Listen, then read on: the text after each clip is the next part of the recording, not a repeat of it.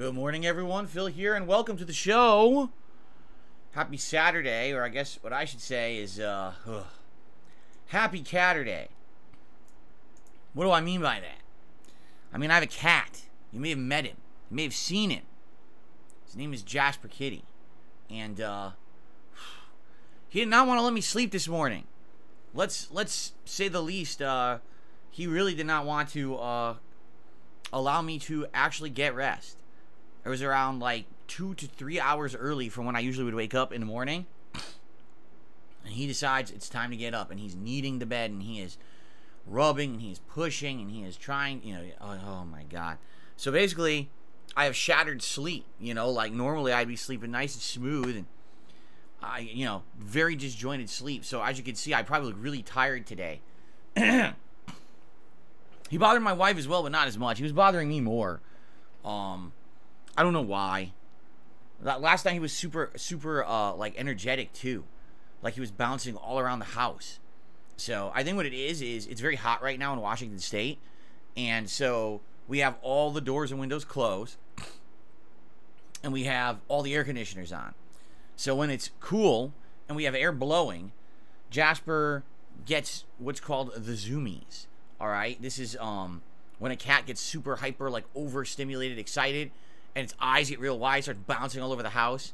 So he had this all day yesterday, and the thing is, it's just going to get hotter after the weekend here. And it's going to get worse and worse. Like, I have the air conditioner on already, because already the sun is beating on the outside of my office window. So I have to have it on to keep the temperature down. If I didn't, it would end up getting really, really hot in here. In fact, I'm going to actually turn it down to about 75. Try to keep it around 75 in here. But yeah, like, so he's already hyper, and now with the AC pumping, now he's like bouncing all over the house, and now he wants to get up early. It's like, ugh. So anyway, guys, I'm here. I swear, I might need to get toothpicks, put them in my eyes to stay here today, stay awake for you. But welcome to the show, the Level 1 Podcast. It is May 13th. I can't even say the day. May 13th, 2023. Okay? And I hope that you guys are having a good day, a good weekend, whatever it may be. Today on the show, a big chunk is going to be about The Legend of Zelda Tears of the Kingdom. This week's big new release, the hype release that everyone is playing and talking about. After having played 5 hours of this game yesterday, I would like to give you my informed opinion of what I've seen so far. And, hopefully have a good time. Giving you my early impressions of the game. I will be playing the game a lot more. I'm playing it tonight on the late stream. I'm going to be playing it as major streams later this week. But I would like to let you know within the first, intro segment, and then finally hitting the open world, what do I really think about it? All right, so that's going to be the major focus of the podcast today. Outside of that, no real new game news or anything like that going on this morning, which is good because I think the last 2 days we had a pretty heavy podcast of a lot of game news and all of that. All right. And so we shall begin at the beginning, shall we? All right. So how y'all doing? I hope you're doing well. Remember, today's React Day. That means that after the Level 1 podcast ends, we scoot over to DSP Reacts, my sister channel, which you can find at youtube.com/@DSPReacts. That's the address on YouTube. And we're going to be doing DSP versus the Internet. This is my weekly clip show where I react to clips as submitted by the members of that channel. And let me tell you, taking a look at the clips, I actually have the playlist up right now. We have some first-time stuff. We have people reacting to chefs. We have some kind of a performance band. We've got the history of some pop culture characters. We actually have some gameplay trailers, which people have been asking me, hey, did you see this game? Did you see this game? I'm like, no, I haven't seen that. So they actually nominated it, and now we get to react to those trailers today and see for the first time what they're all about. We actually have some stuff about Japan. I believe there was some tourism stuff about various countries as well. ASMR. Yeah, there's actually ASMR in there. Visual effects in movies. I mean, I keep going here. Look at this. This is a good variety of stuff this week, I would say. I would say this week, more variety. Here's a ride guide. Something cute with, like, pets and animals. This is interesting. Some music. Like a cappella music. A food comparison video, but it's not what you think. It's not like, oh, compare UK this to that. It's actually like a bunch of brands of similar foods compared in quality, which is kind of interesting. Of course, we have our usual variety of memes and joke videos and things thrown in there, some of which will probably be good and some of which probably will not be good. You know, it's always a good mix on the React show. But around 60 things were nominated, which is about the same amount as usual. I did have to eliminate some this week, okay? So allow me to explain.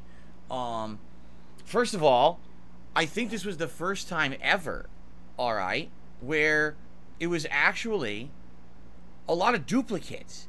And I was confused at that because I don't think we've really had many or any duplicate submissions up to now. But this week we had like 4 or 5 duplicates that we've already watched on the show. Like, I know one of them was a skit from, like, Mega 64. And another, I think, is, like, a Resident Evil 4 animated skit. And I was like, what is this? Right? Like, what? Why are they re-nominated? I guess someone doesn't watch the show, but now they're nominating for the show. It was kind of confusing. But in addition, there was some stuff, again, it was adult-rated. I can't watch adult-rated videos because those get flagged and blocked on YouTube. Among other things, you know, but for the most part, it's still going to be a great show. We still have over, I think it's like 53 videos in the playlist to get through. As you know, we never get through all of them, right? Never. So it's going to be a good show, and we'll swap over to that after we finish the podcast today. 3 hours of reacting as usual, and then tonight we come back here to the channel for gameplay of more Zelda. All right, this is going to be exciting. So I think what we should do is let's go through the schedule for the rest of the week so you guys know what's coming up. And then we will talk about Zelda at length because I really have I have a lot of good things to say about it, honestly. Probably more than I thought I was going to have to talk about. I thought that I was going to come here and be like, oh, man. But actually, it's kind of not that way, and that's a good thing, I think. So,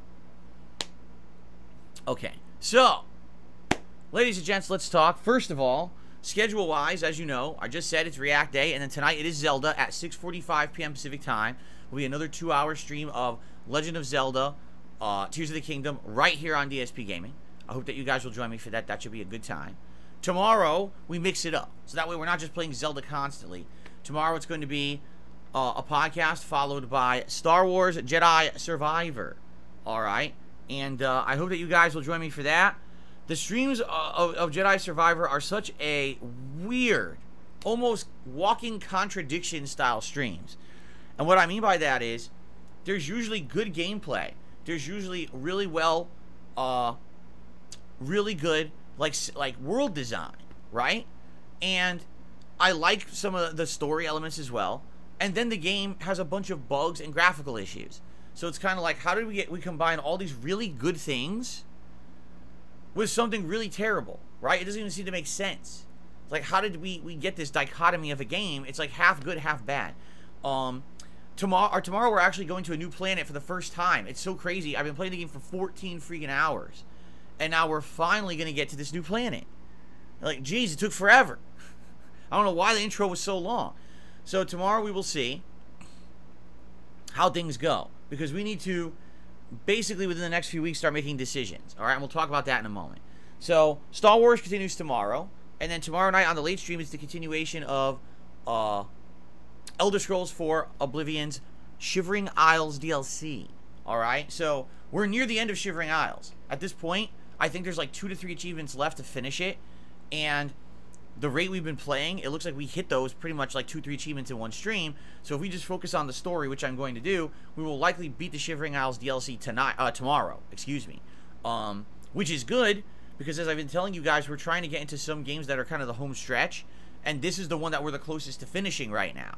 So if we really hone in on, let's get as far as we can in the story, finish that, then let's get to the actual mainstream end of the story, which is the main game story, then we could probably beat it within a week or two, I'm thinking, of nice streams, alright?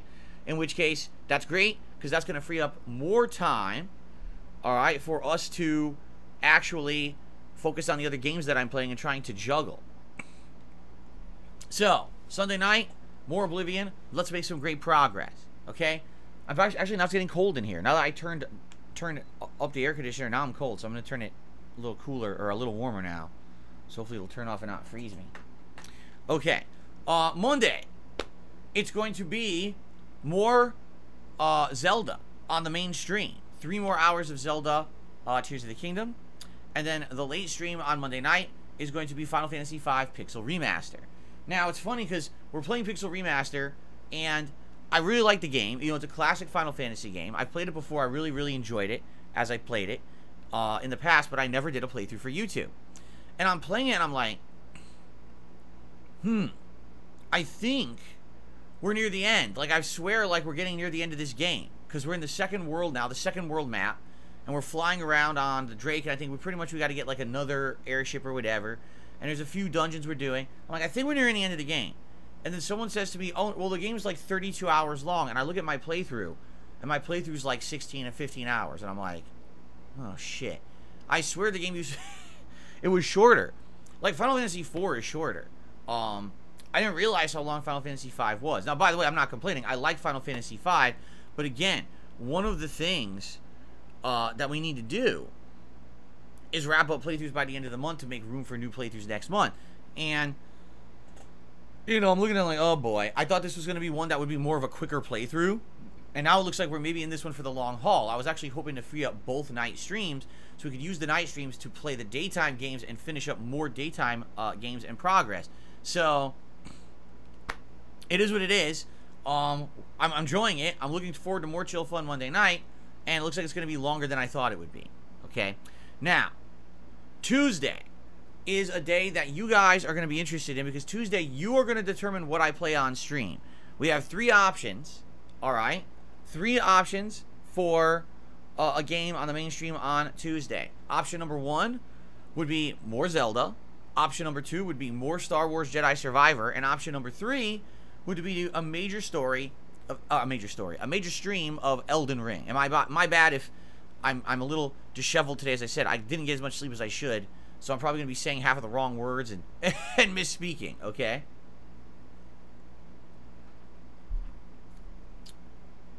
So, how are we going to determine what we're playing on Tuesday's main stream? A poll. What I'm going to do is during the day, likely on Monday, I'm going to post up a poll on DSPGaming's community tab where you guys are going to vote and determine what's the main game going to be on Tuesday. And I'm okay with all of them. At this point, Elden Ring's really picked up. My Glintstone Sorcerer run has gotten very exciting now, because now I've gotten all the tools I need to essentially start melting bosses. In fact, if you didn't see the session that I did a couple days ago, you really missed out, because I started utilizing not only the Moon spell, which is the spell that you get from Renala when you beat her at the Academy, but also the Comet Azure spell, which is basically like a giant beam of energy, like the Kamehameha, like in freaking Dragon Ball.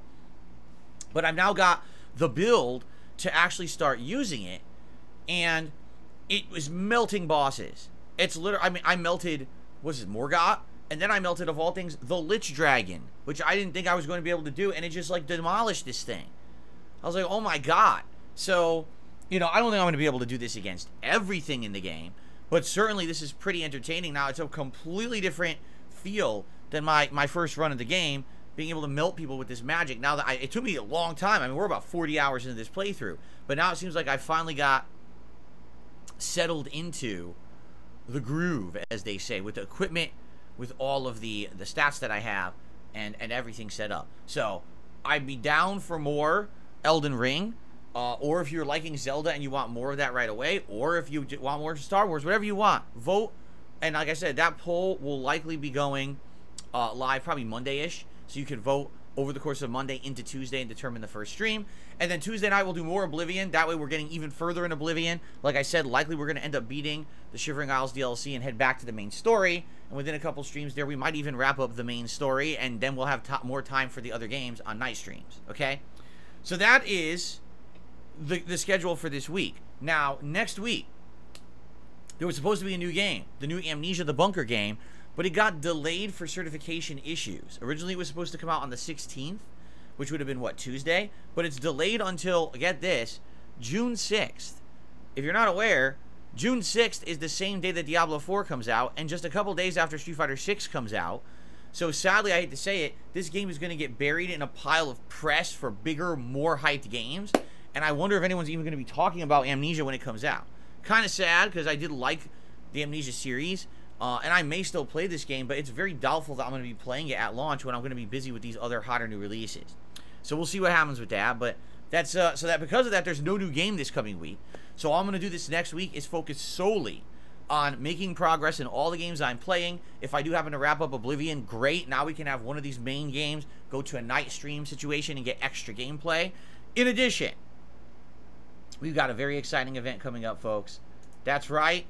On Sunday, May 21st, so only 1 week and 1 day, 8 days from today, it is my Fight and Feast Marathon right here on DSPGaming.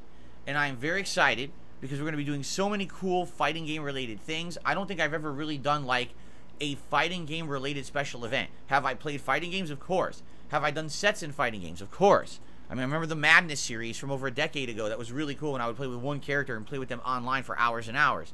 But in this case, we're going to be doing all kinds of fun stuff in order to hype up the impending release of Street Fighter 6, which is coming out June 2nd. So, we're going to be doing classic runs in old school fighting games in the Street Fighter 30th Anniversary Collection. It's going to be the stream chat that's going to vote on the games and the characters I use in said games to run through the highest difficulty arcade modes, okay? It's going to be fun. In addition, we're going to be doing Tier Maker fun. And Tier Maker, if you don't know, is going to be great. It's going to be me ranking likely like fighting game franchises or Street Fighter in general, or maybe Street Fighter characters against each other, right? We'll see. Really interesting to say the least, okay? But it should be a good time. And then we're going to be trying food out of the Street Fighter cookbook. Over the course of this week, my wife is going to look recipes in the cookbook, pick ones out, and then actually next week on our day off coming up, my wife and I are going to go shopping and buy the ingredients that we need, and then we're going to have a bunch of Street Fighter recipes made. I'm going to be doing taste testing while going through the recipes. I'll read the recipe, show you the lore of whatever it is we're about to eat, and then try it together and see if it's actually any good. In addition to that, since you guys seem to want it, we may also do a WWE 2K fantasy match, a battle royale where all fighting game characters from different franchises will fight. It'll be like Street Fighter versus Mortal Kombat versus Tekken, which would be perfect because all three of those games are actually getting new releases this year. Okay? So, this is going to be very interesting. It's going to be a great marathon, something different, something entertaining, and a great way to hype up the release of Street Fighter 6. Hopefully get people back into the fighting game mindset, because I haven't played fighting games in a very long time on a regular basis, okay? So that's coming May 21st. Mark your calendars. Be here. I'm actually going to split the content. We're going to stream it all here, but some of the content will be uploaded here. Some of the content will be uploaded to the React channel. It's going to be a good mix of content for everyone for the week there, okay? So that's coming up. And then the only other thing really going on this month, near the end of the month, on May 25th, there is a new release called Lord of the Rings Gollum. So it is a game featuring, obviously, the character Gollum. And it seems like it's a stealth-based game that follows the story of Gollum that's not well known. Like, everyone knows that Gollum had interactions with Bilbo during The Hobbit. And everyone knows that Gollum had interactions with Frodo and Samwise during The Lord of the Rings. But what about what happened in between? And apparently there's a lot of lore to happen between those mainstream stories, and that's what the game is going to kind of cover a lot of. But it is a stealth game, surprisingly. Like, it's not like combat centric. It's more like sneaking around and stuff. Looks good. However, as I said, this month already we've got jam-packed with 3 games that I need to try to get through by the end of the month. So I don't know if it's going to make a lot of sense to really be playing another new game this month when I really need to hone in on the ones I'm playing and get through as far as I can and try to finish them up before Street Fighter 6 releases on June 2nd. Okay? So we're going to see what happens. We're going to focus in on the 3 games I'm playing right now on the daytime streams. Like I said, when we finish Oblivion, one of those games or more will be played on night streams as well. I'm going to do my best to balance and make as much progress as humanly possible before the month ends. Alright? And then, when we get near the end of the month, we can make a judgment. Gee, should we play Gollum? Do we have room in the schedule for it? Or are we just so inundated with all these games that it makes no sense to play that game and we skip it and then the next new game we play is actually Street Fighter 6. All right, so we're gonna look at that. We're gonna make those decisions, and we're gonna go from there.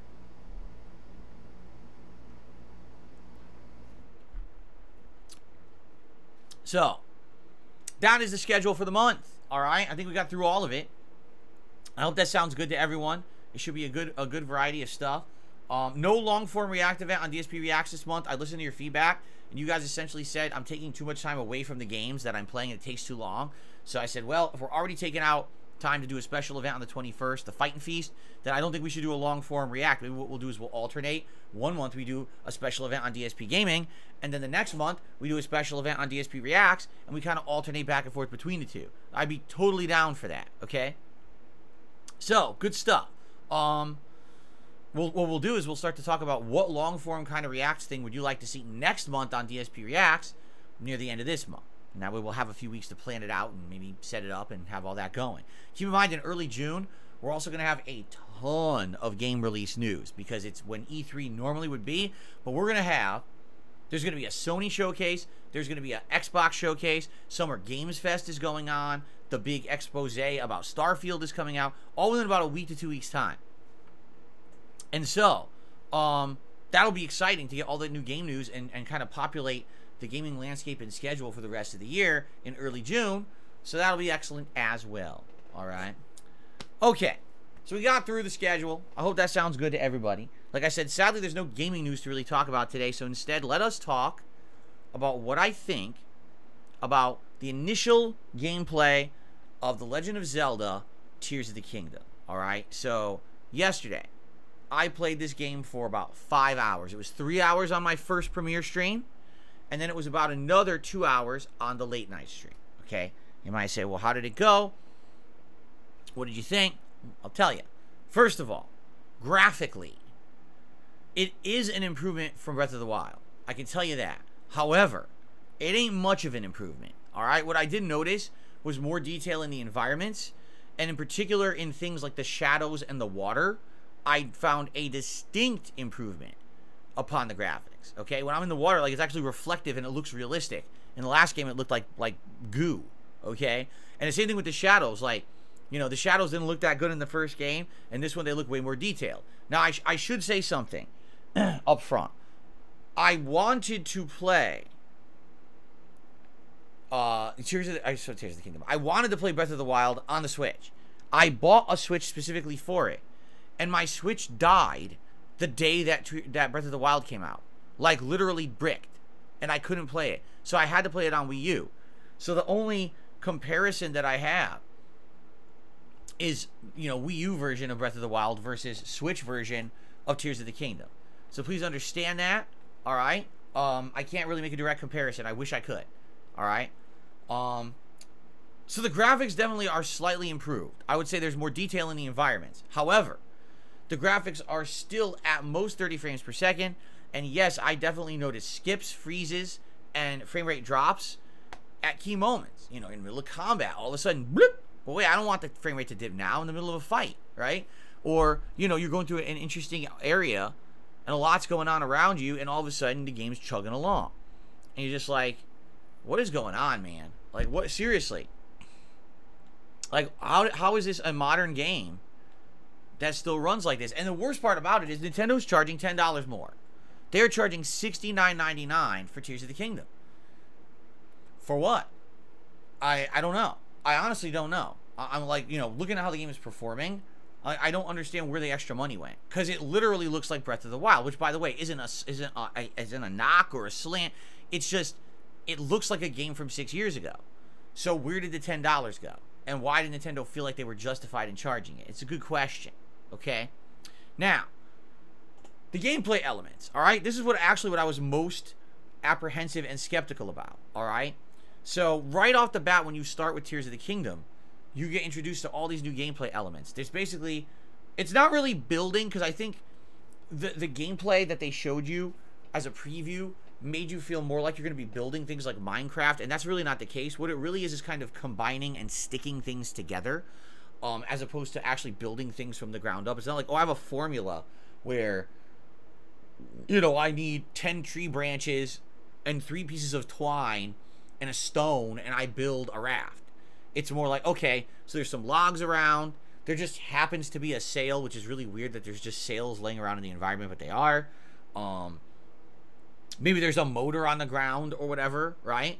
And then you use your new ability to essentially stick items together, like with glue. And it's actually funny because it looks like glue. It looks like green glue holding items together in the environment. And it works, but it is a little wonky and a little unrefined. And here's what I mean by that. Like, they try to make it be as easy as possible, but you can only move in 2 dimensions. You can only rotate things on either a horizontal or a vertical axis. You can't fully 3D rotate an item. And because of that, you're limited in the way that you can move an item. And if you want to get it a certain way, sometimes it can be very frustrating to rotate it to get it exactly the way you want.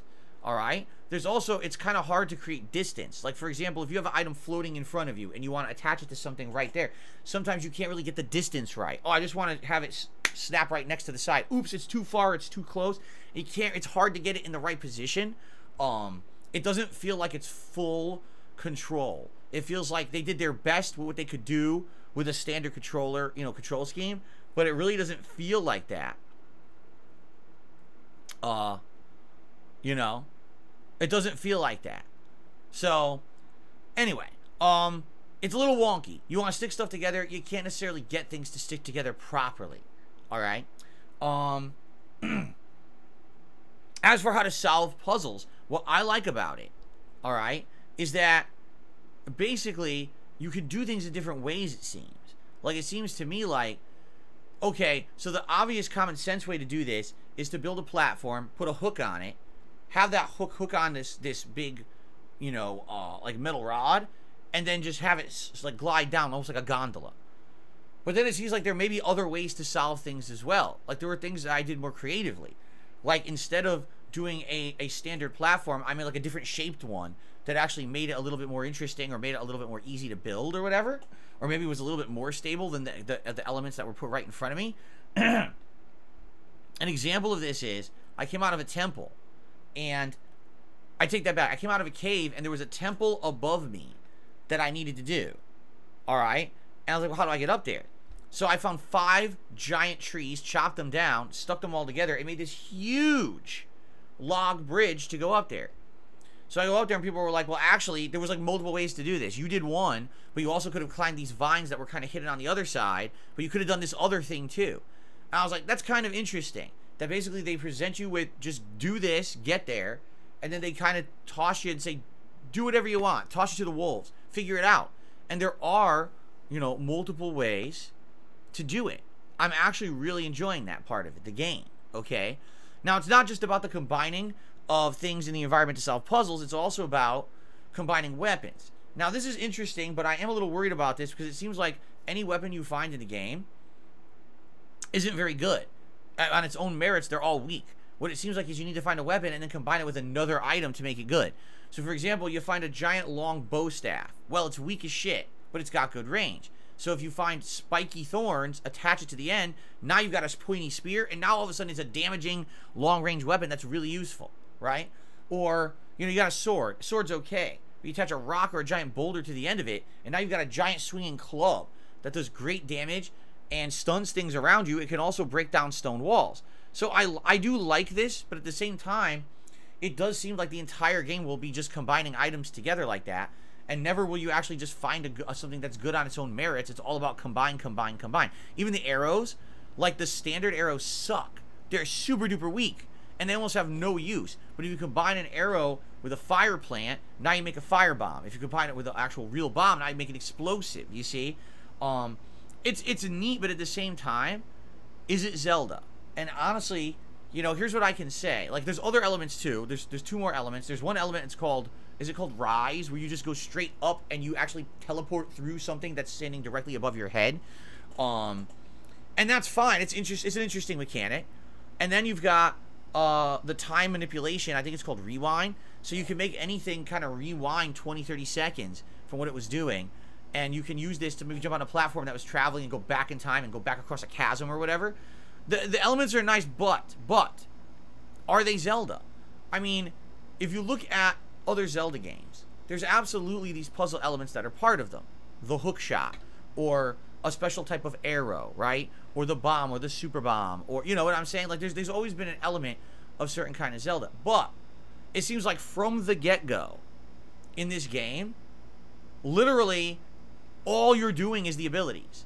Like, it seems like they actually abandoned the core elements of Zelda that used to be core Zelda. They're not even in the game. I've played 5 hours, and I can't tell you I did anything in the game that felt like classic Zelda at all. You know what I'm saying?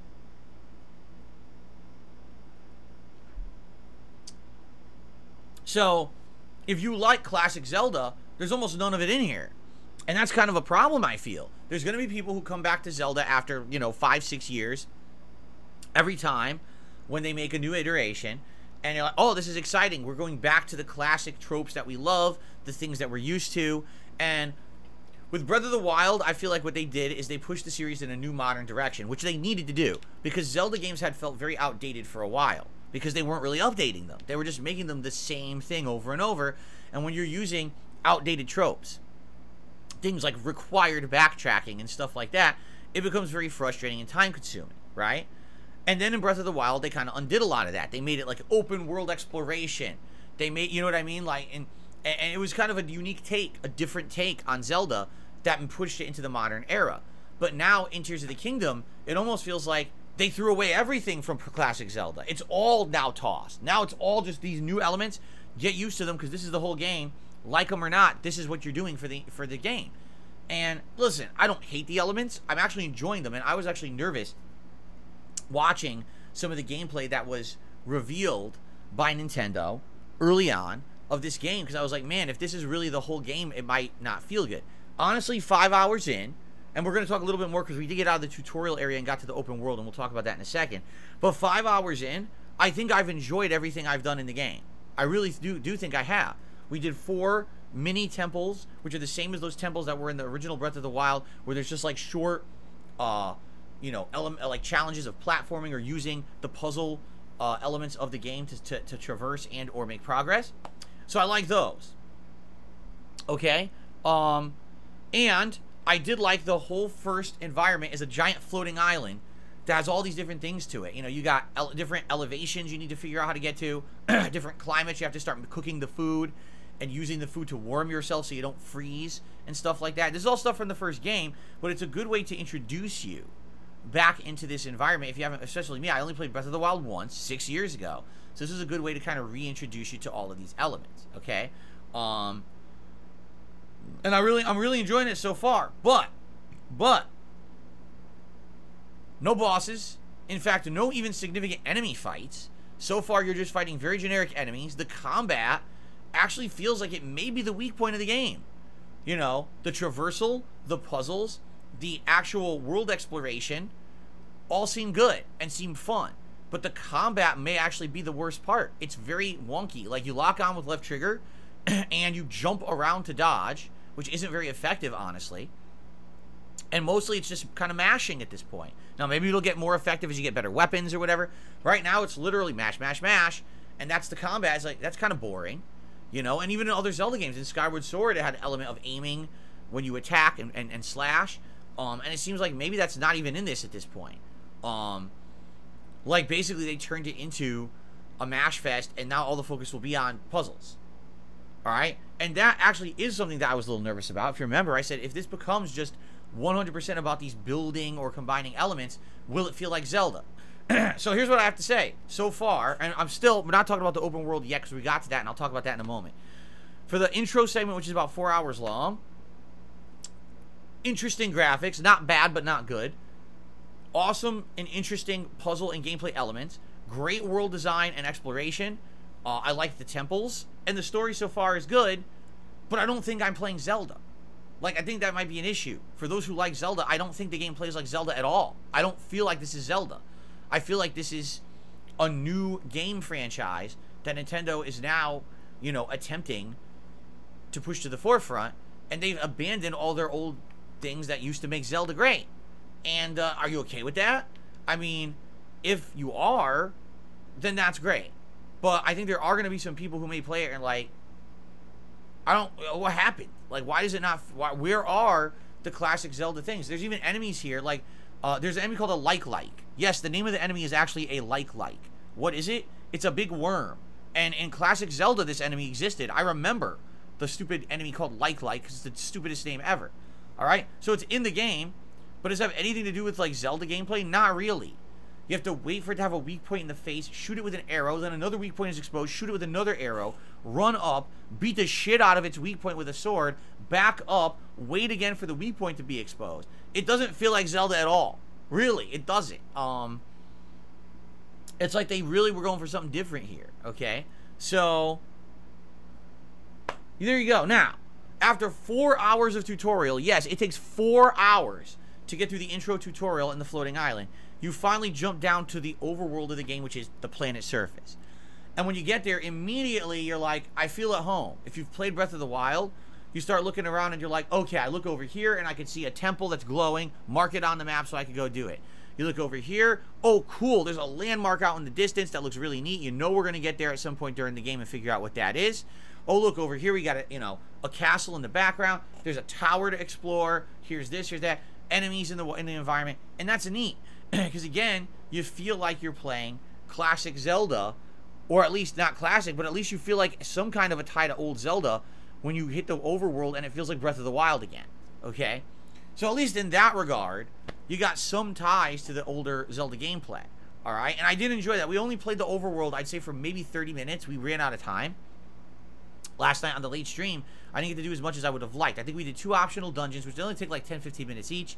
And then we did like 1 tower, in which we found those Korok creatures, the little creatures that are like made of plants or leaves. Those are back, and they're all hidden with puzzles. And when you solve a puzzle, the Korok will give you a Korok seed, and people are saying I guess you could trade those in for upgrades or something like that. I don't remember exactly what it was. Some people said you could trade it in for some kind of a stat upgrade or something. Or was it inventory space? I think that's actually what it was. People were saying you could trade those in to get more inventory slots. So now you're not limited to only having a certain amount of items in your inventory or something like that. Okay?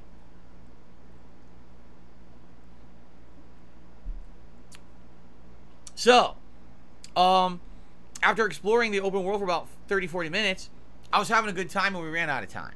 And I think that's going to be what the hook of this game is, just like Breath of the Wild. Is it necessarily the story that hooks you?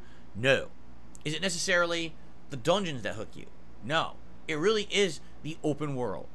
How much content there is in the open world. The interesting aspect of exploring. What's over there? What's that in the distance? What's this? What's that? Right? All of that stuff seems interesting. And that's what hooks you. And I'm excited to jump into it tonight, because when I play it tonight, that's exactly what we're doing. Like, literally, that's what we're doing, was we're going to the open world and trying to jump in, head first and seeing what we can discover. I might not even do story tonight, although it was recommended to me. If you advance the plot line, at least a couple story missions, you get the paraglider, which is essential for getting around for traversal. So maybe we should just focus on the story tonight to try to get through that, and then once we get the paraglider, then feel free to start exploring even further, right? So, yeah, that's what I think. I think tonight should be a fun stream. Now, what I'm curious about is what you guys think, alright? Because I would like to give you some perspective here. First of all, the streams yesterday did pretty good. The first stream we started off with like 400 to 500 viewers. By the end it tapered off to just under 400, which is expected, because we had to take a break in there. Second stream, late stream, did pretty good. I'd say I had around 300 or so viewers. That's not bad for a late night stream, okay? But all things must be put into a proper perspective. Okay, so what I mean by that is what we really got to do to see how stuff is performing is taking a look overall at the video performance overnight. And if I take a look at these Zelda videos from overnight, alright, part 1 has 1,600 views, and all the other parts have around 500 views out of 5 parts, 5 hours. Now, that's not even 24 hours these videos have been live on the internet. So it's definitely not something to judge by yet. But I can outright tell you, alright, that when I played like Resident Evil 4 Remake, when I played Dead Space Remake, even when I played Hogwarts Legacy, those games were getting way more attention than my Zelda playthrough is right now. Okay? And quite frankly, I'll be honest, I think my Zelda playthrough is good. There's some really funny moments of there of me kind of messing around and screwing up. I think the commentary is pretty good. Like, it's not like I'm not liking the game or I'm bored by it. I'm having a good time with it. I had great interaction with the audience. I do feel like it's a strong playthrough at this point. But I told you guys something. I absolutely told you guys something about a week ago. I said, I remember when I was playing Breath of the Wild, okay? And here's the deal, all right? People don't come to DSPGaming for Nintendo games. And I know that's sad, because I think Nintendo games are some of the best out there. I particularly love the first-party Nintendo titles like Mario, Metroid, Kirby, Zelda, Donkey Kong, or Donkey Kong Country, I guess you could say, Pokemon, right? And that's just a few off the top of my head. I think these are outstanding games. I really feel that way, okay? And I think that there's already, sadly, big established gamers on YouTube who play Nintendo games. And most people who are seeking this out are going to find that before me. You know what I'm saying? Now, also, what you got to understand is this game leaked a week or two ago. So a lot of people who were interested in the game already kind of saw it or played it themselves already for free. Because the game leaked, Nintendo really effed that up. They really did. I don't know what they were thinking there. And they really screwed the pooch. So, you know, am I shocked that this game, at least within the first 12 to 15, 16 hours here of being uploaded, isn't doing amazingly on DSPGaming? No, I'm not. I'm not shocked. But, really what's going to happen is, we need to judge long-term how it's going to do, and a lot of this is going to be based on stream performance, okay? Can I be honest? The last 2 days, we've had a very generous individual who's been coming to stream and basically supporting the streams in a crazy way. Like, over-the-top levels of support, all right? 4 straight streams, we hit all of our goals. That's insane, right? But that's not going to last forever. In fact, I don't even think that they're here today, you know? So, when that's not happening, right, are people going to show up and support the Zelda streams? Or is it going to be like what seems to happen with every single Nintendo game I play? People seem gung-ho for me to play it, and then once I start playing it, oh, this is boring. Oh, I wish you played something else. Oh, it's just another Nintendo game. I really feel like my viewers, sadly, are kind of biased against Nintendo. I don't know why, because I'm the opposite. I like first-party Nintendo games. Am I critical of Nintendo and their bad business choices? Yes, I am. And I absolutely feel that there is a rabid fanboy group of people who literally blindly defend Nintendo no matter what they do. And I think that's stupid and bad for the gaming community. You should not reward bad behavior, but that's what they always do. Whenever Nintendo does something stupid, they reward it as if it's a good choice. Okay, and I think that's really dumb. But at the same time, I like Nintendo. And so I'm playing the games, and I thought yesterday was a really great day of Zelda streaming. I would hope that if people got that impression, they'll come back tonight, okay? But it seems like whenever I play Nintendo, there's just this really, like, negative stigma. People are like, I don't like Nintendo. Nintendo are kiddie games, and this is never going to be a good game no matter what. You know what I'm saying? So, I guess what really will be the test here is tonight on the late stream, right? We're going to play it again, and will people show up? Will people support? Will people engage? Or is this going to be a game that after a couple streams already is kind of dead? I'm very curious about that, honestly, because I can tell you right now, Elden Ring still going strong. Star Wars Jedi Survivor, despite the fact the game is unpolished and messy, people still show up and have been very supportive of those streams as well. So, what's going to happen with Zelda? That's a good question. And especially, I've been told, get this, Zelda is going to be an 80-hour playthrough. And if you actually take a look at the last Zelda playthrough, Breath of the Wild, it was 194 parts long, and back then, I was basically doing playthroughs that were half-an-hour parts 6 years ago. So if you do the math roughly, okay, that means, yeah, my playthrough clocked in around, like, 85 hours. That's accurate. Now, keep in mind, I did a lot of the side content. I was doing all the dragons I was chasing. I was trying to explore all the optional content and dungeons and things in the environment. It wasn't just me doing the main plot or anything like that, right? It was definitely me focusing in on all the content that the game had to offer. Okay? But, I guess the question is, what will happen with Zelda moving forward?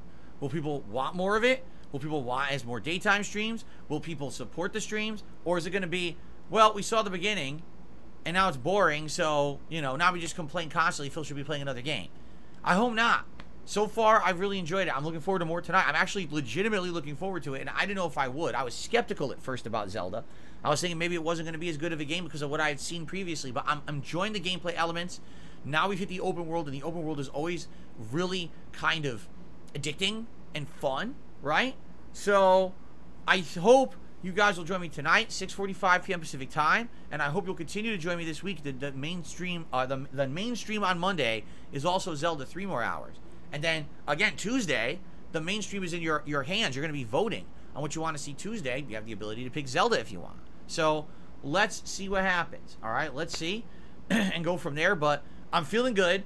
Initial impressions are that it's really good. I'm enjoying myself.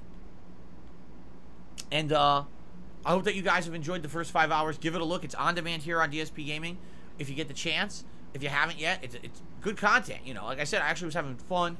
You know, razzing the plot a little bit, doing some commentary, laughing at my mistakes, and it was good. I had a good time with it. So I hope that you guys will give it a look. And again, join me tonight if you can. Okay?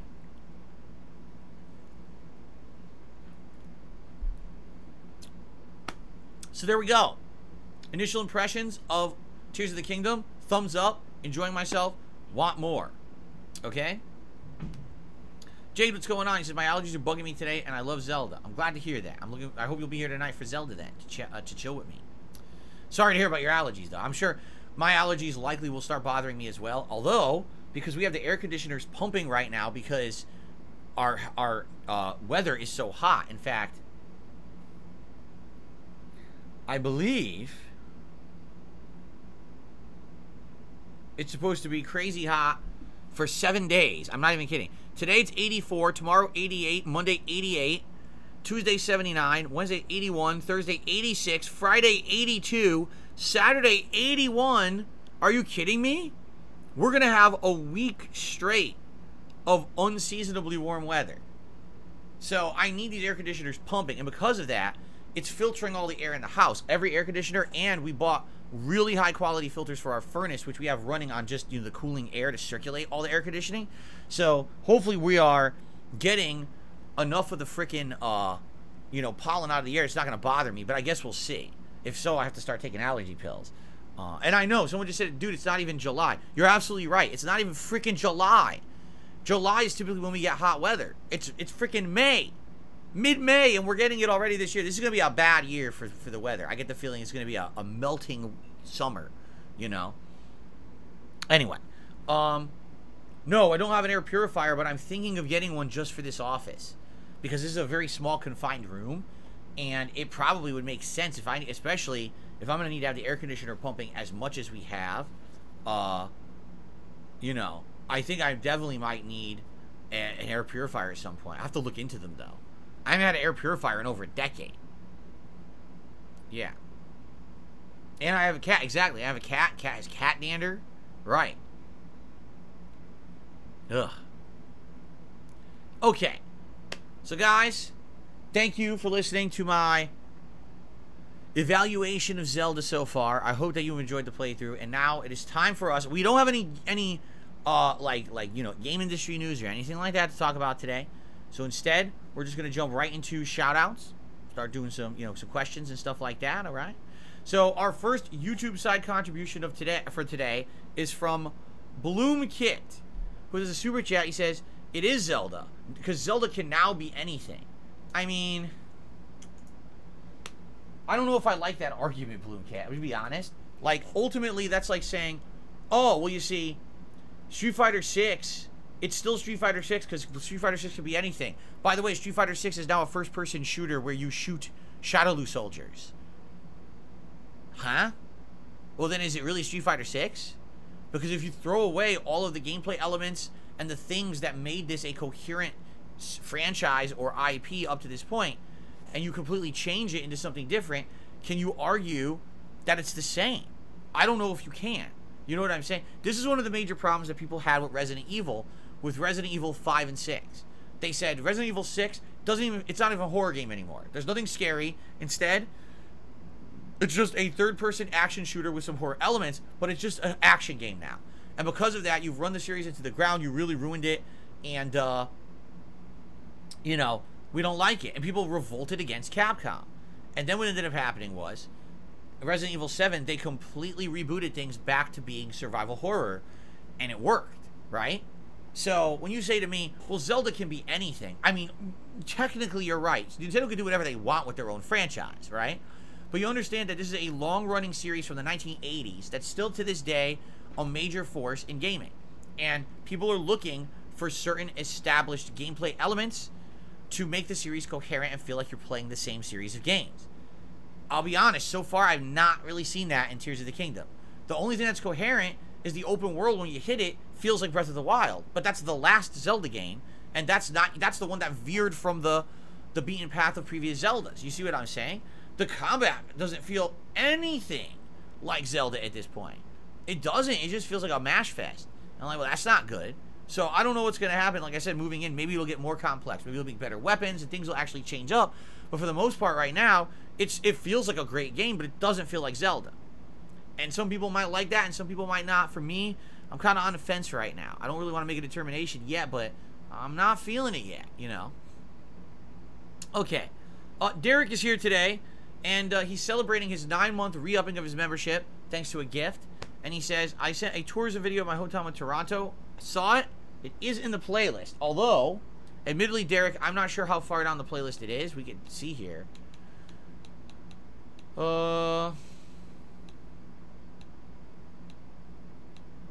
It's the 28th video out of 53. So, we might get to it. I guess it all depends on how far we get. It is in there, though. It is in the running. And it's not at the tail end. It's about the middle. Alright? So, I see if we'll get to it or not. That would be nice. A tourism video, especially for a place that I'm not familiar with, that I'm not familiar with Toronto at all. That would be pretty nice, I think. To kind of skim through and learn about the city. Okay. So thank you there. Tam has done a super chat and says, when will I lose my baby teeth? I don't know. Maybe someday. I don't know what the hell that means. Sunglasses did a super chat and says, I can't wait. I can't watch your streams because I have to work all day. So please take this. Well, thank you very much, Sunglasses. Sorry to hear that you get stuck at work all day like a lot of people. But I'm glad to hear that you still enjoy my content, obviously. Probably on demand, right, after the fact.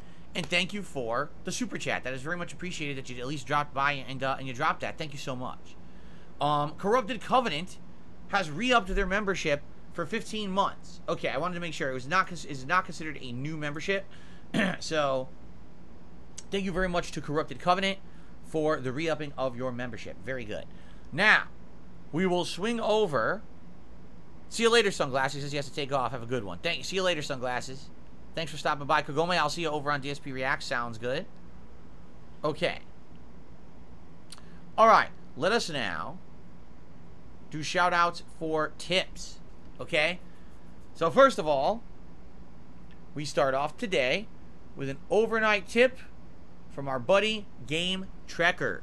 Thank you so much, Game Trekker, for starting us off strong this morning with an overnight $30 tip. Let's get Game Trekker on the leaderboard and let's see what he has to say this week. Game Trekker has been an adamant and consistent supporter of my React content ever since I launched DSP Reacts several months ago. I'm very happy to have him on the stream. Let's see what he has to say today. So, I have some Street Fighter 6 info for you this week, okay? As you know, classic controls will retain the old 3 punches, 3 kicks with motions for specials control scheme. Right, that's the classic, how Street Fighter always was played competitively in arcades. With modern controls, the buttons will be light, medium, heavy, then a special button, a throw button, a drive parry button, and a drive impact button. So, to explain what that means, usually there's 3 punch buttons, 3 kick buttons, all light through heavy, light through heavy. He's saying there's only going to be 3 attacks, light, medium, heavy. So I guess the game will determine what each one is, and I guess what happens is if you push a direction in one of those buttons, it'll give you a variation on that. Okay. The throw, typically throwing is a certain button combination, but I guess it's gonna be just 1 button now, and probably if you do a motion with it, it'll do like a special throw, I'm guessing. Special move, so that means there's a button that will just do a special move if you just push it, no input needed, like no motion needed. So instead of doing forward, down, forward punch to do a Shoryuken with Ryu, you can just press like forward and special, it'll do a Shoryuken. Okay, it's basically a huge input shortcut. Drive parry, this is the new ability where when someone is coming at you, as long as you have your drive meter, which is one of the special move meters in the game, filled or have enough, you can parry their move, which means you kind of block it without taking damage, and then you can have an opportunity to do a reversal or counter hit after. And then drive impact, this is the other new move where essentially you start doing a big super armor animation. So you can absorb a couple hits and you start doing this big flowing colorful animation. It takes about a couple seconds to charge, but once it charges, if it hits the enemy, it completely interrupts what they're doing and it forces them to crumple, meaning they crumple over and they're stunned, and now you can do a giant combo afterward. All right, so basically he's saying all these things that used to be specific button inputs are now just one button touches. Okay, that's with the modern input scheme. This literally cuts out a ton of normals, right? I mean, if each character normally would have 6 buttons, and each button is a normal, and each direction is a different normal, but now you only have 3 buttons, you're immediately cutting out half your normals at least, okay? And often multiple specials for every character. Supers are now performed by pressing the heavy and special button together. Got a stupid pop-up. Yeah, supers are now performed by pressing the heavy and special button together, but they now deal 20% less damage. That's interesting. So you can do a move more easily, but you deal less damage. Capcom representatives are saying the plan is that they want modern controls to be legal in tournament. Simply pressing a direction and a button to execute a special move clearly will provide an edge with reaction time, but will that outweigh losing such a huge chunk of a character's utility and damage? And basically he has a comment here. He says, well, combo routes will be very suboptimal with missing normals. Imagine you have a character who has a really great combo, and it's like medium punch, low heavy punch, special, super. But because you're using the modern controls, you can't do that, right? That's interesting to me. All right, so I guess the question is, for ease of use, for the fact that you don't need to essentially practice and have muscle memory and do all of that stuff, right?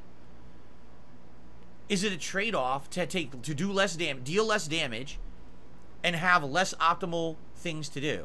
Like, the way I see it is, you're gonna have people who don't have as much skill when it comes to actual execution, but at the same time, if they have the optimal way to play the game, like if they have a pattern that's almost unbeatable because they could do instant special moves, is that better? I don't know. I guess this is the first time we've ever seen something like this in a fighting game where it might be competitive, meaning, yes, there have been input shortcuts before, yes, there's been easy mode controls before, but it's never been allowed in modern fighting games for competitive purposes. Meaning if you went to a tournament, they wouldn't allow that. You'd have to use classic controls. I don't know. The way I see it is, we have to test it. I think this has to be something that's tested. For me, I'll be honest, I'm very happy I'm not heavily into the competitive scene. Because if I were planning on saying entering the Capcom Pro Tour or something, I wouldn't even know how to approach this. Do you play with the classic controls where you know you have full range of control of your character in every situation and you can get the optimal combos and the optimal damage output? Or do you go for modern controls where it's easier to play, you get better reactions, but you're going to have less damage and less options, right? Like, man, I don't know. It's an interesting trade-off, and we've never seen anything like that before in Street Fighter at all. So at this point, I think it's a wait-and-see attitude, right? Like, would I ever play modern controls? Maybe I would. Despite the, you have to understand something. Playing games online adds so much lag. And you may not even see it when you're watching someone play online, but you have to understand. When you just do this, touch the button, the button doesn't react right away. There's so much delay, and that could completely change the face of the game. Maybe the modern controls will help to eliminate some of that, right? Maybe I would try modern controls, and maybe it would be cheap as hell. I don't know. I guess we'll see, but the fact that they're claiming it's going to be a lot of competitive plays is interesting, okay? Anyway, he continues, many pro players are already expressing doubt that the modern controls would be competitively viable, so hopefully this is all shaping up the way it needs to. Yeah, this is a unique situation for Street Fighter. Never been in this situation before, because Street Fighter's never gone the modern control route. I'm happy that it's in there for accessibility purposes, for sure. And if people want to experiment with this for competitive purposes, go for it. If Capcom's allowing it, you can't blame them. But I would hope that it doesn't destroy Street Fighter. And what I mean by that is there has always been a required entry level of skill to play fighting games competitively. All right? Now, I understand if you want to sell your fighting game to the masses. You want to have as many people buy it as possible and enjoy it. I'm okay with modern controls for that. But if you're telling me that now you're going to completely delete the skill requirement for people to play a game at a competitive tournament level, I don't know how I feel about that, right? I grew up in arcades playing games that were hard to control on arcade cabinets. So now you're saying delete that requirement. Make it super easy. Make every game play like Smash Brothers. It's essentially what it is. Every game will become Smash Brothers now, right? I don't know how I feel about that. I guess I'd have to see it in action. I would have to see how it's implemented, how it plays in action. I'll probably be starting with classic controls and trying to play the game like that. But at the same time, I'm likely going to maybe eventually try the modern controls and just see the difference, right? Like, for example, if I try to play with Zangief and I keep missing doing my 360 throw over and over, but if I can do modern controls and literally just press a button to execute the 360 and I get it every time, who cares if I get slightly less damage? It's hitting every time. So what if I have to hit the guy one extra time? At least the move's fucking coming out, right? So it might work. I don't know. This is gonna be a very interesting month, June. Me playing Street Fighter 6, trying different things. It's gonna be a really interesting month to say the least. And this is one of the big elements of that. So thank you, Game Trekker. That was great food for thought. As we lead into Street Fighter 6 month next month, it'll be cool to think about, and I might try it. Okay. Drawing Things says some pros already said they are going to use modern controls for competitive play. I don't see why they wouldn't, right? Okay. All right. So I received a $2 tip, and this one is from Big Papa Pump. And actually, in reality, he sent me two $2 tips. All right, they were each $2 each. So thank you for that, Big Papa Pump. I appreciate your support, and let's get them both added because they were two individual $2 tips. Thank you. Okay. Continuing on here.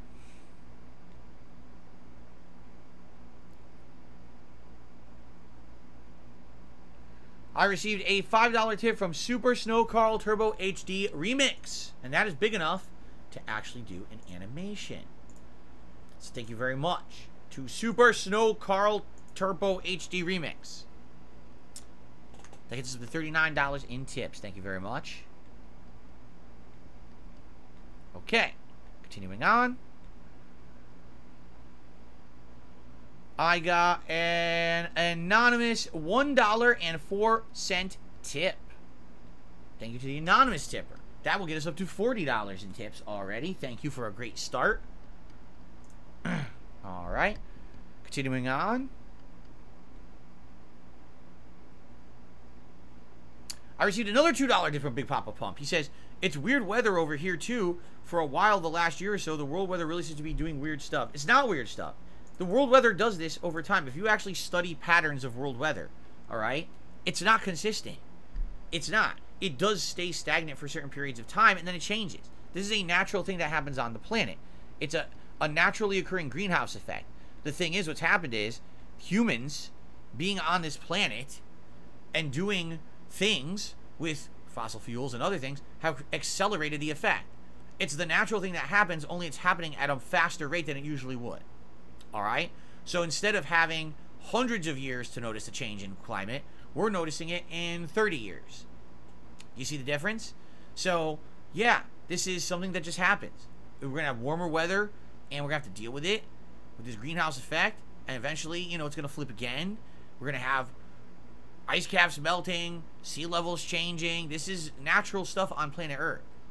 It's not like a giant, shocking situation. But some people think it is. All right? Now, I'm not saying the things we're doing to accelerate it are good at all. There's definitely things that we could probably be doing to stop it, or at least slow it. Because we have accelerated it to the point where it's out of control. But I'm not going to sit here and talk about climate change all day. All right? and argue about it because there's so many people who are contentious about this. I mean, yeah, when I was younger, the weather was very different. Now I'm 41 years old, and the weather has changed completely. I mean, in the 9 years I've lived here, all right, the first year I moved here, all right, it was July when it got really warm, all right, and in the years that I've been here, now it gets warmer earlier every freaking year. Now it's summertime on May 13th. It's summer weather here in May. We're a month away from summer, and it's summer. How long will this last? Will this last all the way into October this year? Thank God I have air conditioning, you know, but outside of that, you know, it's annoying. Yeah, things change. And even my parents have said since I left Connecticut, right, they said the weather there is atrocious. They get literally the worst of the worst of the worst, and it just gets worse every year. So there you go. Anyway, thank you for the tip. Another tip has come in from sock account 472. It says, have a great day. Now here's the funny part, is that account, sock account 472 in the chat, has been saying that's not them. So sock account, is this you, or is this someone impersonating you again? It might be someone impersonating you again. Is it? Can you confirm or deny? That's not you. Okay. I'm going to say this. Impersonation is not cool. It might be funny. You might think, I'm going to do a tip and I'm going to use someone else's name. Now, please don't. And here's why. It just leads to problems, right?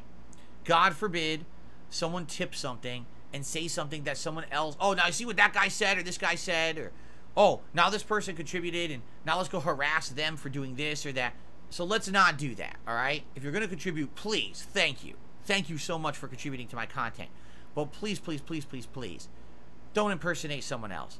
I don't want to have to shut down certain people from contributing, but at the same time, I can't have people trying to, you know, cause drama and problems, so please stop about that, all right?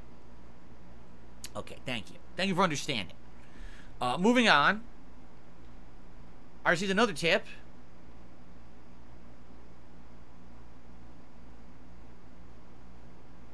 Oh, this is interesting. James has tipped me $3.12, and he says the following. Listen to this. Thank you for not being a sellout and putting stuff like VPNs and Raid Shadow Legends in your videos. Yeah, I, over the years, was offered those. Just like you probably noticed a bunch of YouTube content creators who have advertised VPNs or Raid Shadow Legends or something similar. I was offered those. And I always turn them down. I do not accept those kinds of sponsorships because I feel like it's detrimental to my content. To me, to sit here and shill a product to you is not honest, and it kind of goes against everything I stand for, right? It'd be one thing if there was a product that I regularly use. I'll give you an example, all right? What if Hori contacted me, and Hori said, hey, Phil, we noticed that you use our wireless neck phones in your streams every single day, and we have an opportunity for you. We like you to advertise our wireless neck phones since it seems like you like the product. Would you consider advertising and doing a product placement? To which I would say, well, let me think about this. It's a product I use every day. It's a product I stand by. It's a product that I would recommend to people who have health problems like me with their ears. Yes, I would accept a sponsorship like that. There would be no reason not to because it's an honest sponsorship, okay? But the sponsorships you guys see on YouTube are not honest. This is products and shit that these people don't stand by. The reason that they're doing it is to take a paycheck. They're just taking a payment to push a product that they don't use or stand by at all. Even though they claim that they do, it's because they're doing it for the sake of making the money, okay? So that's what I mean. Like, oh my God, what if we want you to push our seltzer? You literally drink our seltzer every day on your main stream. Yeah, I like your seltzer. I would advertise that. I think it's a healthy alternative to drinking soda or something that has calories and sugar in it. It hydrates you. I like the carbonation in it rather than it just being flat soda. I like carbonation. Like, there's many things in there that make that a viable alternative to drinking more unhealthy things. I would advertise that. Why wouldn't I? Right? But I'm not going to sit here and take these sponsorships for things that are crap. And those are the ones, by the way, that you get. Like, literally, you wouldn't get an advertisement campaign for that seltzer. You would get it for a piece of crap that no one wants, but you got to shove it down someone's throat. You see? Why else do you think they're paying for the advertisement campaign to begin with? Right? So that's the stuff I'm not going to do. And I used to get them all the time. Today, I don't even know. You want to know why? Because today, there are so many fakers out there. People who are trying to impersonate companies, and they claim that they have advertisement opportunities for you, and 9 times out of 10, they're actually fake. What they try to do is they try to get you to open a file, and that file is actually a virus. And what it does is it looks like it's oh, here's some of our PR materials. Open this and click on it. And when you click on it, next thing you know, that fucker's in your computer. And now they can keylog you, and they can find out all this information. They can even take control of your computer remotely to do shit. And this has been happening a lot. That's how they got into Linus Tech Tips. Because they thought it was a promotional opportunity. It looked legit. They opened a file. That was it. The whole system's under their control now. So these happen all the time. You know, everyone gets them, including me. Yes, I get them. Everyone gets these fakers. So it's really hard to even tell what's real and what's fake these days when it comes to these opportunities. So I couldn't even tell you if I get something real or not at this point. But I know in the past I've gotten these. I literally got one directly from the PR company that works with Raid Shadow Legends. And they contacted me and said, would you be interested? And I said, well, I'm just curious, what's the game?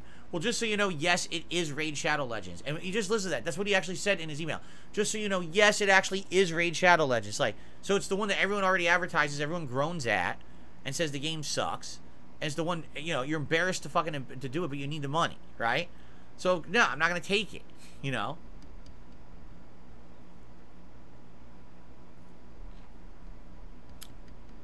So, you're welcome, James. Thank you for the tip.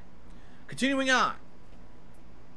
Dan the Man has gifted a membership, and I believe it has gone to Zen Shuriken. So congratulations, Zen Shuriken, on the gifted membership. Boom. We're up to 604 now. And thank you so much, Dan the Man, for supporting the channel. Rhino INV or Rhino NV did a super chat and says, thank you for explaining the weather, Phil. Well, you're welcome. I'm glad that someone needs to. I'm glad that someone finally did, because many of you are very confused about this. One time someone actually told me that they thought that the sun was outside their window trying to melt them. I said, that's not what's happening. Okay? It's a greenhouse effect. It's natural, but we've accelerated it. Don't worry. The sun is not out to get you. He's not waiting outside your door with a kitchen knife. All right? I swear to you.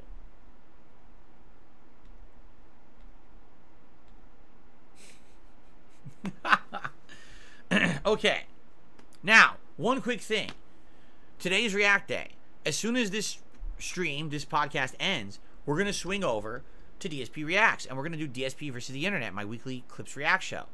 Everything you see down here is retained for that, except the members, because the members are different per channel. But, for example, the Tip Skull, we keep that. And that transfers over to DSP Reacts. So right now we're already at 46 bucks. If we hit 50 bucks, we'll have Gunner glasses for that stream. If we hit $100, you get to vote for a vest. So all that will transfer over, and that's good. I don't you know, reset those goals just because we're going from stream to stream or channel to channel. I'm going to keep that there. So, you know, I would say, well, let's chill here for just a few more minutes. And then once we're done, we're going to, you know, scoot over, and you're going to see, you know, it's going to pop up. It's going to say, hey, go over to DSP Reacts, and I got to set it up and everything. This should be a good one this week. Like I said, there's a good variety of clips this week, and I feel like this might be one of the better shows. I guess we'll see. Let's see here.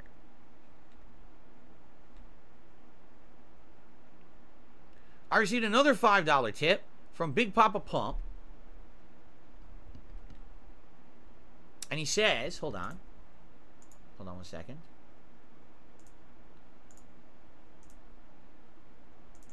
Let me add this, because now we're actually going to get Gunner glasses. Cool. Let's do that quickly before we read what he has to say. Gunner glasses time. It's a good start. Derek, I did see the other video that you sent about Chinese New Year, correct?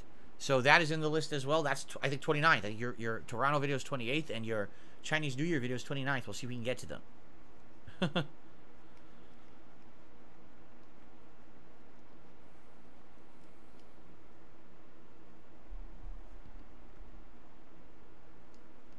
All right.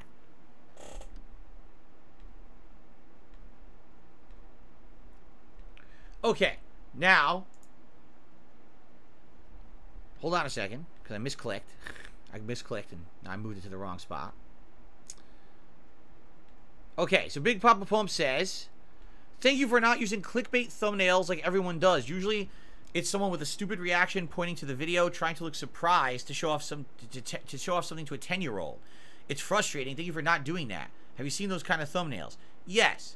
Like, literally every single video everyone puts out has to have their face on it, no matter what the content of the video. It has to have their face in a weird overreaction, and it always has the same weird border around the head. It's like a yellow or white border, so their head stands out on the thumbnail, okay? And it's just ridiculous. It's like every video. I'm staring at one right now. I'm not even shitting you. I'm staring at a thumbnail that looks just like that right now from our React playlist, all right? Now, I'm not saying there aren't situations that make sense, all right? Because, for example, there are some thumbnails on DSP Reacts that look similar to that. However, it's usually a timely thing for what I'm doing. So, for example, the channel DSP Reacts has a show called DSP versus the Internet. It's me reacting to the internet. So the thumbnail is always going to be my face looking at a bunch of stuff that we're watching in that video. It's pertinent. And that's because that's the content. That's literally what it is, all right? But if you notice, I don't do that in gameplay, right? I don't do that on my podcast, right? I don't do that on any video that's not that distinct. Actually, that's what you'll find in the video. I'm not going to use that clickbait bullshit, okay? It always has been clickbait. That's been something they've been using for a long time. We were literally talking a couple months ago. We watched the Pro Jared documentary, and actually it was determined he was one of the first people to do those. Did you know that? Pro Jared was actually one of the first people on YouTube to take his big head and put it in a face like this or like that or like and then have that superimposed over whatever he was doing. And he actually got a lot of views based on that. It just became something fad on the internet. It's weird. I try not to abide by most of the fads. I don't. But it's not that I'm immune or I'm completely opposed to them. It's just that I want people to watch content for what it is. You know? Every video should not be me in a cartoony looking face, you know, screaming or doing something over something when it's not even what every video is, right? I don't think any of my gameplay videos should have that at all, quite frankly. I'm glad that we have. If you take a look at the styles between DSP Gaming and DSP Reacts, they're very different. You know, the React channel has a lot of React style stuff that you would expect, while the gaming channel is focused heavily on the gaming aspects of everything I'm doing rather than it being clickbait, you see? So thank you for that. Another tip is coming. Jeez.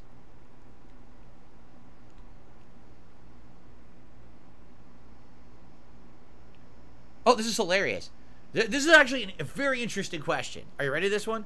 If you're so moral, how come you're one of the least respected YouTubers? It doesn't manifest to people that are consistently moral. Because respect on YouTube has nothing to do with reality. That's why. Literally, the level of respect you get on YouTube has nothing whatsoever to do with reality. It has to do with perception. It has to do with fads. It has to do with memes. It has to do with drama. And sadly, in the last decade or more, people have found ways to wrap me up in their horseshit drama time after time after fucking time. Sometimes it's my fault, because admittedly, I'll get wrapped up in it and then I respond to it, and when you respond to drama, all it does is propagate more drama. But there have been many times when people have now determined it is fun to get Phil mixed up in our bullshit. And they will make shit up, and they will literally start entire campaigns about me and against me that I have zero involvement in. But because they do that, it creates drama. And now guess what? People just think of Darkside Phil as someone involved in drama. Someone who's this, this, and this. Literally the things that most people don't like me for have absolutely nothing to do with what we're doing today. Me sitting here having a fun podcast with you, or playing a game, or doing a React event. The things people don't like me for are things that they've either made up or they've extrapolated upon from private life that have nothing whatsoever to do with the content I put on the internet. But that's what I have to deal with, because that's what YouTube focuses on. YouTube doesn't focus on reality. It focuses on really immature, stupid shit, and people fall into that trap constantly. So you can say, well, why don't people respect you on YouTube if you're moral? Because so many immoral people pull me into their shit. It doesn't matter what I say or do. What matters is all that white noise bullshit that people see first. You understand? If people go on YouTube and the first thing that they search for is Dark Side Phil, they're going to find 17, 18, 20 hate videos about all this controversial nonsense that literally is not real and is fabricated bullshit or based on a nugget of truth that's extrapolated into nonsense that's not true. And it has nothing to do with what I'm doing on my stream. Very rarely will you find any of this content have to do something about, oh, you know, Phil really goofed today. He said something atrociously bad that hurt a bunch of people. You won't even find that. What you'll find is, oh, so-and-so said this about Phil. Oh, you know, Phil refuses to do this and get sucked into drama. This or that. Oh, this stupid bullshit controversy about mobile games or this nonsense or that nonsense that literally has nothing what the fuck to do with what I do on the internet. Nothing. Zero. That's what they've turned me into a weird drama meme. You understand? And that's fucked up because I don't have anything to do with it. I want nothing to do with it. I just want to be here and chill with my audience and have a good time. And for those who ignore that drama and actually come here and just relax with me, it's a great time. But that's the problem, is there's too many people wrapped up in bullshit. They're too stupid to realize that it is bullshit, and they just believe everything, and they, oh, we love reveling in nonsense. Well, then live in your world of fucking nonsense. I don't know what else to tell you. I'm not going to be involved in it. I refuse. Today, people trying to pull me into drama. Guess what? I'm not taking the bait. I'm going to do my thing, do my own content, as I've always done. Why would I be wrapped up in drama? I'm not an idiot, right? Okay. Continuing on, there's more tips. Good Lord. More tips. So, Pastor Yoda tipped me $2. Said, listening to you sing Usher and Jay-Z recently, have you ever thought about taking song requests that you can sing for a certain tips goal? Here's the thing. I like casually messing around and singing on a stream. I think it's funny. I'm exploring a cave in Oblivion and I start singing, you remind me of a girl that I once knew. I think it's silly, right? It's not serious. It's fuck around. It's funny. It interrupts everything. It breaks up the monotony of maybe something that I'm doing on a stream. Do I really want to make that the purpose of a stream? I don't think so. I'm no singer. I don't really have the ability to sing well, nor any kind of length. Like, I can sing a small snippet of something, and that's it. If I just stand here and try to sing a stream, I lose my voice. I'm not a professional singer. You understand?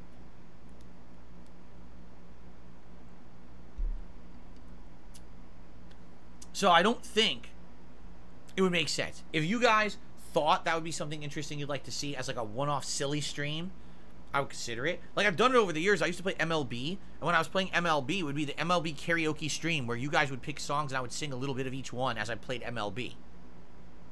So only if you thought about stuff like that, maybe I would consider, but I don't think it's going to be anything major, nor do I think it's something I want to do regularly. It's not something that my voice, you know, I'm older. My voice probably can't even accommodate it. The thing is, I'm a full-time streamer. I need to be able to talk 6 days a week full-time. If I lose my voice, I'm screwed. You understand? So maybe as every once in a while, something silly, or if you bring it up on a stream as something silly, but it's not something I want to do regularly, okay? All right, got another tip from Big Papa Pump. Your gameplay on demand doesn't have any kind of clickbait. Most YouTubers have normal gameplay with clickbait. Reacts I can understand because that's the actual video. There you go. And that's the point I'm making is, listen, I had opportunity. Remember, I've been around on YouTube for a very long time. 15 years. I was there at the dawn of everyone using the clickbait title, everyone using the clickbait thumbnail, everyone using the face cam and overacting on camera to get attention. I was there. I said I'm not going to do that. I was more innovative to not do the trends that were the cheap ways to get attention. And sadly, yeah, I definitely suffered for it. People call me the dinosaur or whatever and insulting me because I wanted to make more meaningful content, right? And I took the flack for it. But I don't want to be the person, the only reason you come to see my video is because there's a stupid face on the thumbnail or, you know, a dumb title. I try to make stuff informative and interesting for an audience that really appreciates that I'm different from the others. And I hope you guys understand that's why I do that, okay? Okay. We got a dollar tip here. Ah.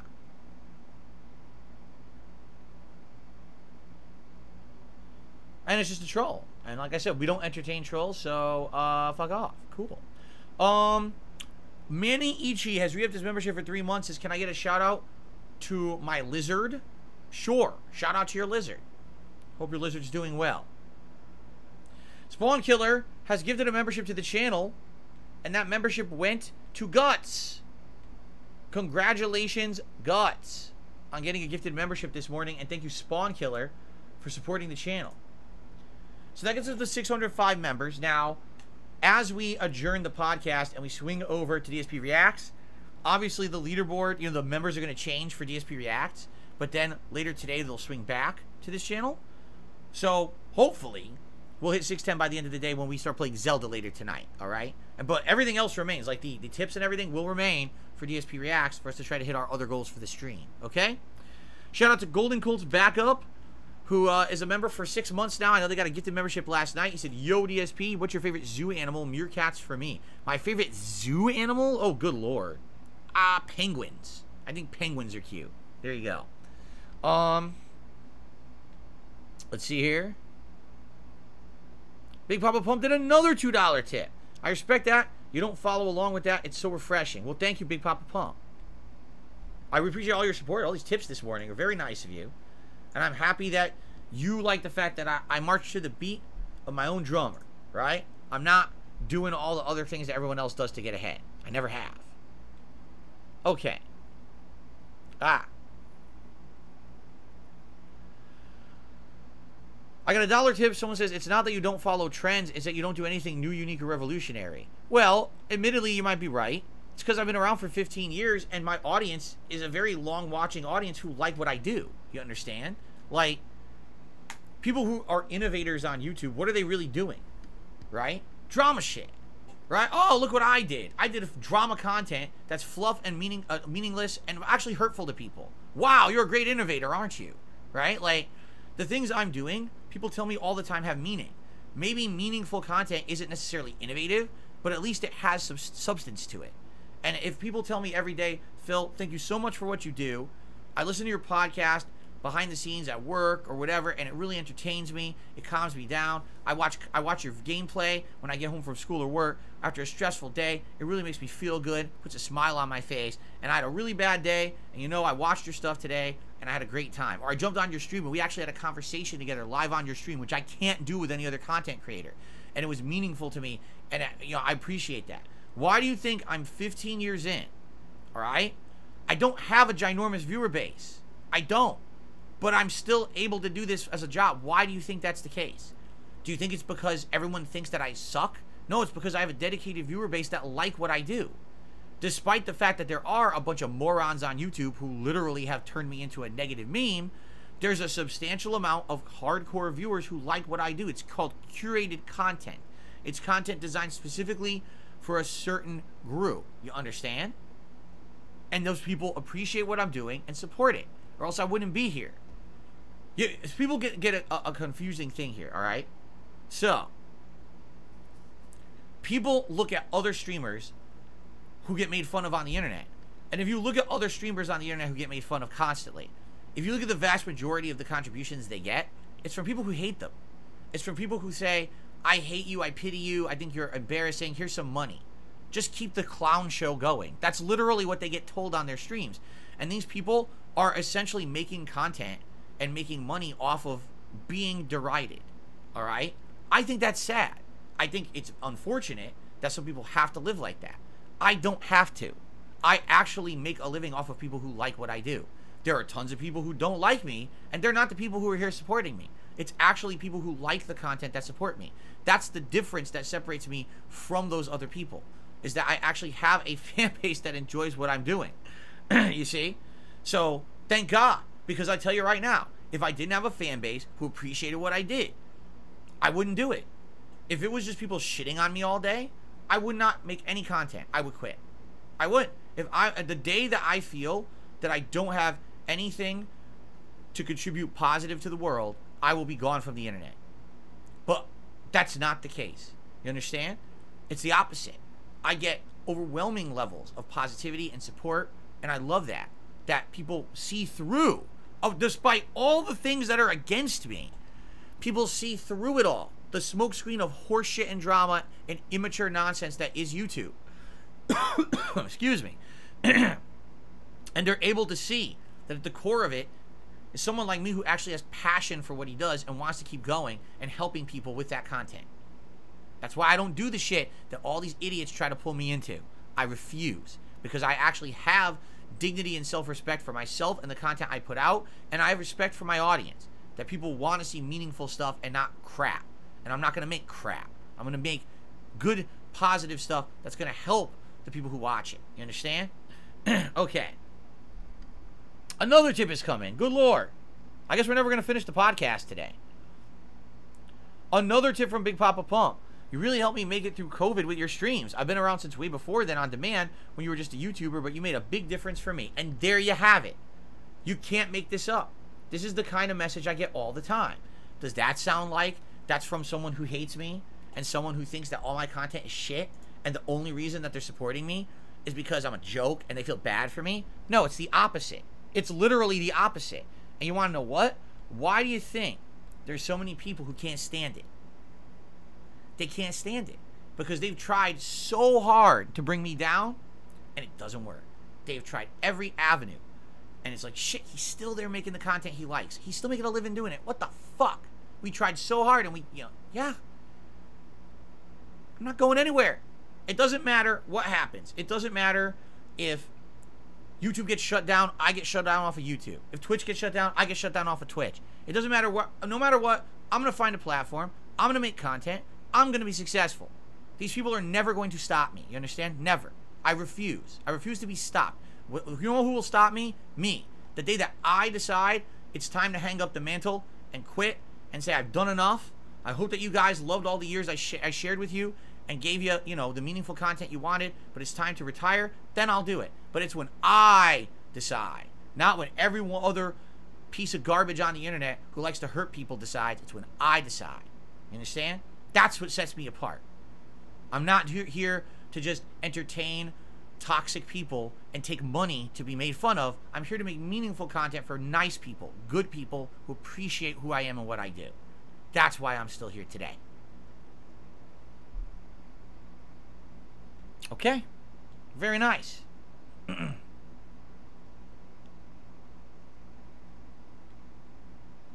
So, I think we finally covered everything, huh?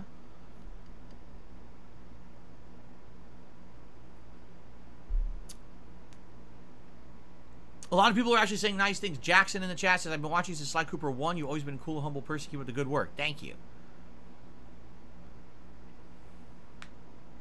JDTV, congrats on that. He says, we got through the entire Street Fighter collection today and fought Akuma. Mark says, I'll show my kids your content when I have some. Only show them the content since 2017. Old Phil, before I became an interactive streamer, that was really adult-oriented, risque, immature shit. I will openly admit that. But I really tried hard in the last 5 to 6 years to make better content. And I think that would be more meaningful content to watch and share to someone. Okay? It's good to see you, Arkham. Thank you. Hamlovers, keep it up. Persuasive, what's going on? Any last minute stuff before we adjourn and we get ready for DSP Reacts, everybody?